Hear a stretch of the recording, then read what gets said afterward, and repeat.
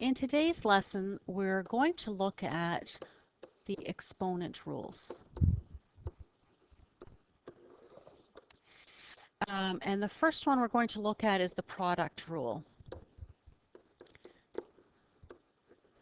If we multiply two powers that have the same base, so x cubed times x to the power of fifth, we could expand that. X cubed is x times x times x, and x to the power of fifth. The fifth is 1, 2, 3, 4, 5 more x's. Whoops.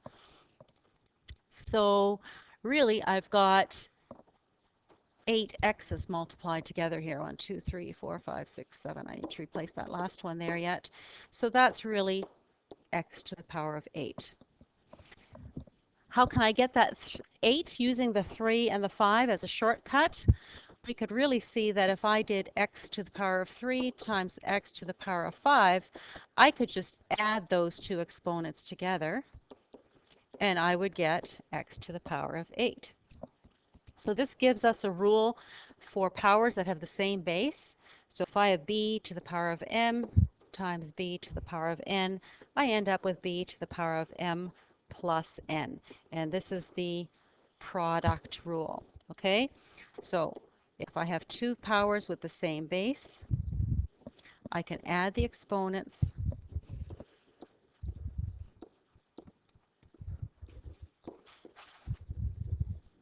The base stays the same.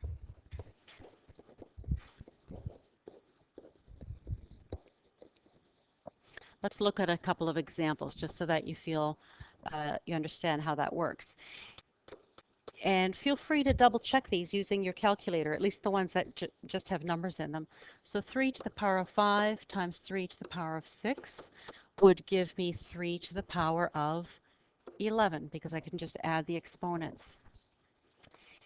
If I look at some that are a little bit more complex, like 4x cubed y to the power of 4 times 8x squared y to the power of 5, these are all multiplied. So I can just switch the order of the multiplication a little bit here. I can go 4 times 8 times x cubed times x squared times y to the power of 4 times y to the power of 5. So I've just grouped similar things to each other. And so now the 4 times 8 gives me 32. If I look at just the x's, I'll have x to the power of 5. If I look at just the y's, I'll have y to the power of 9. This middle step is not necessary to write out. It's just recognizing that when it's only multiplication, and it only works if it's just multiplication in between the different terms, that we can switch the order to simplify it. So let's do one more. If I've got negative 3x squared y z cubed times 2x squared y cubed z to the power of 4. If I multiply the numerical coefficients, I have a negative 6. If I look at the x terms, I've got x to the power of 4. The y terms, this is tricky. When you see a y by itself, that's the exponent is actually a 1. We never write the exponent of 1, but that is a 1 there. So y to the power of 1 times y cubed will give me y to the power of 4, and my z's will have a power of 7.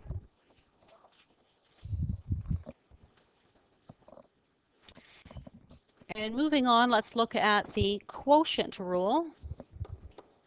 A quotient, remember, is what we get when we divide. So if we look at an example like y to the power of 5 divided by y squared, well, that would give us y times y times y times y times y divided by y times y. Well, I can divide the numerator and the denominator by y to get 1, and I can do that again to get 1. So I now am left with y cubed over 1, which is just y cubed. Look at what the exponent is. I could have gotten that by subtracting. So uh, that gives us a rule for the quotient rule. So if I have the same base to the power of m and I divide by the same base to the power of n, I end up with b to the power of m minus n, so long as b is not equal to 0. Remember, we cannot divide by 0 because that's undefined. So again, the base has to be the same, and we subtract the exponents.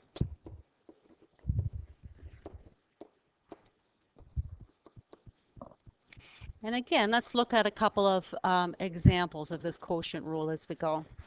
So our first one here, 3 to the power of 6 divided by 3 to the power of 4 will give me 3 to the power of 6 minus 4, which is 3 squared, which is 9. Negative 7 to the power of 10 divided by negative 7 to the power of 9 will give me negative 7 to the power of 1, which is negative 7. And let's do one more. 28x cubed y to the power of 7 divided by 21x y to the power of 4 equals. So now let's look at the numerical parts first, the coefficients. 28 over 21, let's simplify that so we don't turn it into a decimal. We leave it as a fraction in lowest terms, and 7 goes into both of those 4 times and 3 times. So we end up with a 4 in the numerator and a 3 in the denominator. If I subtract my x exponents, remember there's a 1 on the 1 in the denominator, so we're left with x squared. And if we subtract our y exponent, 7 minus 4 gives us y to the power of 3. So we could write that a little bit nicer like this: 4/3 x squared y cubed as our final result.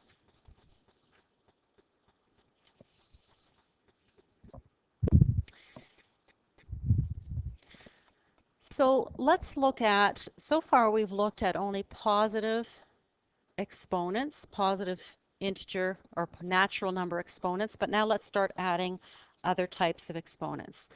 So what if we have an exponent of 0? What does that mean?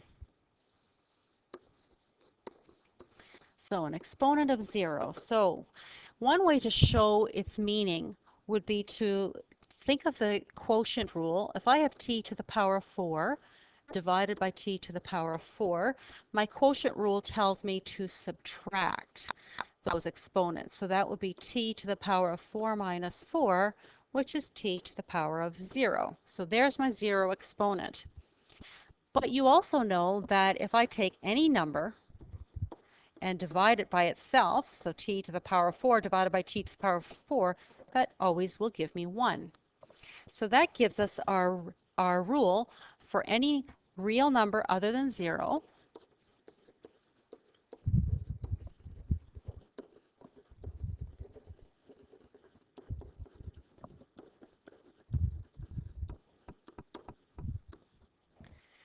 We say b to the power of 0 equals 1, okay? 0 to the power of 0 is undefined because if you look at this argument for why 0 is an exponent works, we end up dividing by 0, and we can't do that. All right, so we've added 0. Let's try an integer exponent. So let's see what happens with negative integer exponents.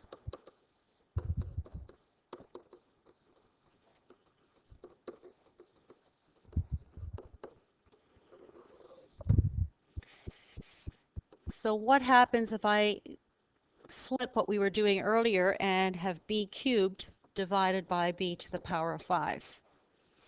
So that's b times b times b in the numerator divided by b times b times b times b times one more b.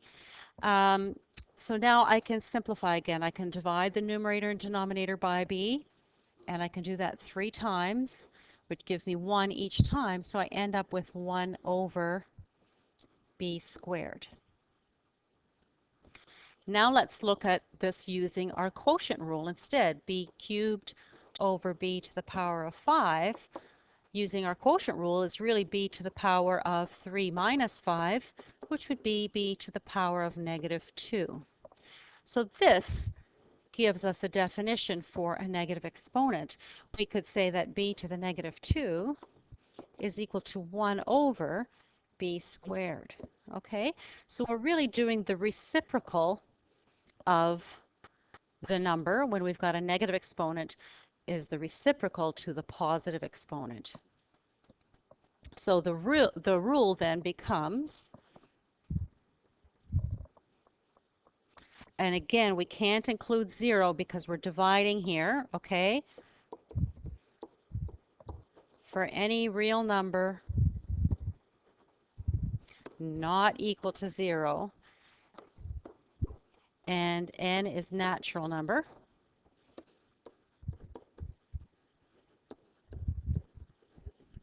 I should probably say here for any real number b that's not equal to 0, b to the negative n equals 1 over b to the power of n. Okay, so there's our, I think that's our fourth rule there. You may want to think of putting them onto a cue card.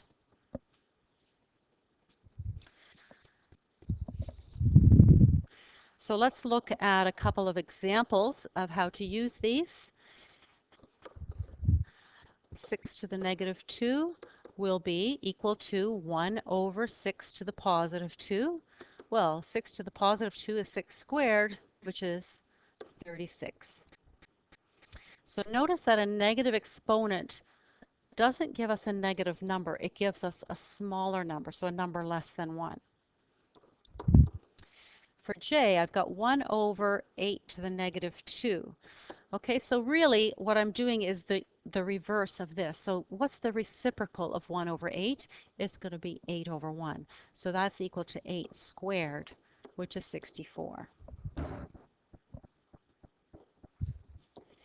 And if I simplify this one, 3x squared y to the negative 3,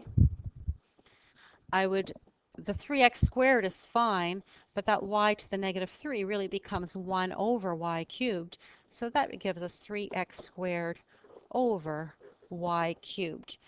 And the reason I'm showing you this is because if you ever have a final answer to a question that has a negative exponent in it, we usually only express using positive exponents. So that's how you would make the adjustment. You would flip that negative exponent into your denominator. Okay, so we usually, and that's considered good form, express final answers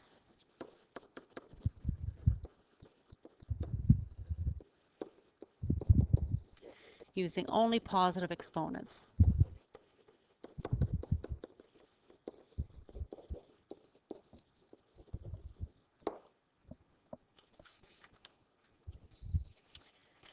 Okay. Our next rule is called our power rule for exponents.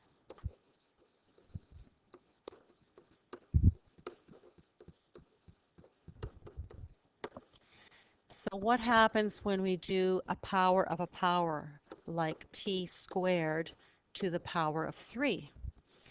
Well, that is t squared times t squared times t squared.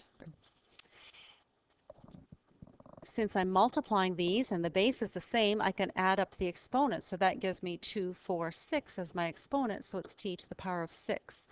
So 2 times 3, so I'm taking that power of 2, multiplying it by 3 to get 6. So the rule is b to the power of m to the power of n is equal to b to the power of mn. Okay, so we multiply the exponents.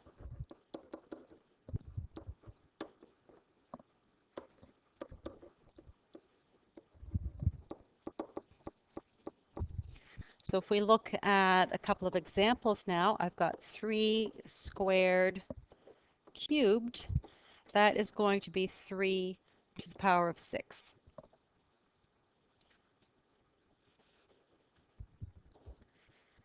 And if I have 5 to the negative 2, to the power of negative 3. Well, negative 2 times negative 3 is also 6, so that gives me 5 to the power of 6.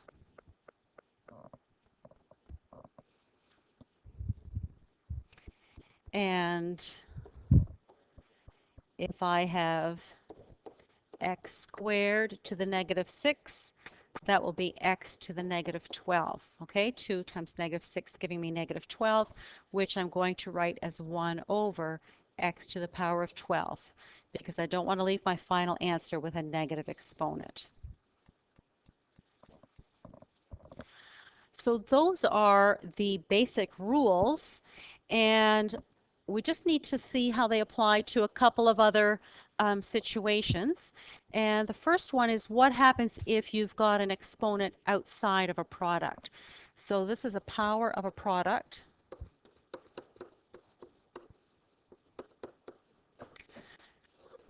So here's my product, 2x. So 2 times x, and I'm raising it to the power of 4. So that would be 2x times 2x times 2x times 2x, which, if you think about reordering that, would give me 2 times 2 times 2 times 2, so 2 to the power of 4, times x times x times x times x, so x to the power of 4.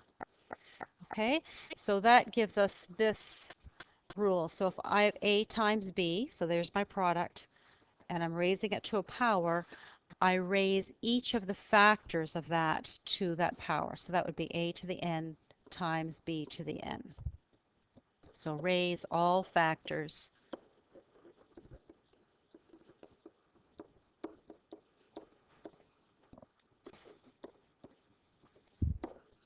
Okay, so let's look at a few examples of this, just so that you see how it applies.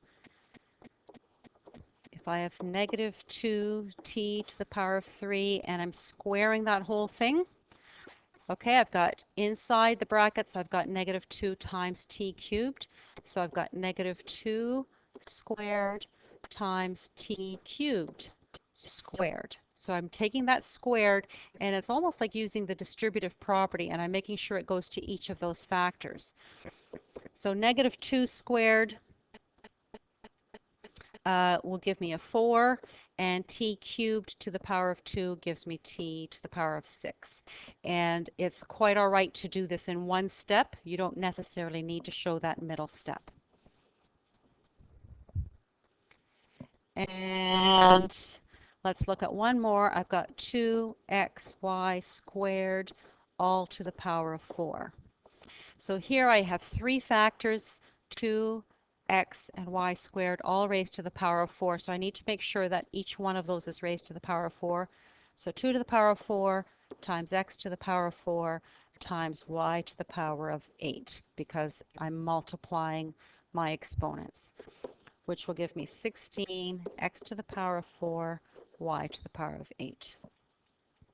Okay, so that's looking at the product rule and also looking at the power rule. And one more type to look at, and that is what happens when we're dividing instead of multiplying. So powers of quotients. And you'll see that this is exactly the same as when we're doing the powers of a product. If I have a divided by b to the power of n, I need to make sure that that n goes to the a and to the b. So that'll be a to the power of n over b to the power of n, so long as b does not equal 0, because as always, we cannot divide by 0. So an example of that, if I have 3/4 squared, that's equal to 3 squared over 4 squared, which would give me 9/16. And one more example, negative 6 over x to the power of 3. It's best to put that negative with your numerator. So we'll call that a negative 6 cubed over x cubed, which will give us negative 216 over x cubed.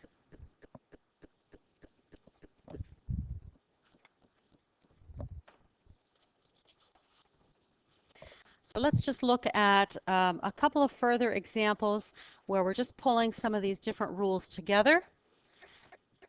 So our first one will be 4x squared y to the power of 4 cubed. So again, this is one of those where we've got a product inside the brackets. We need to make sure that that power goes to all three parts.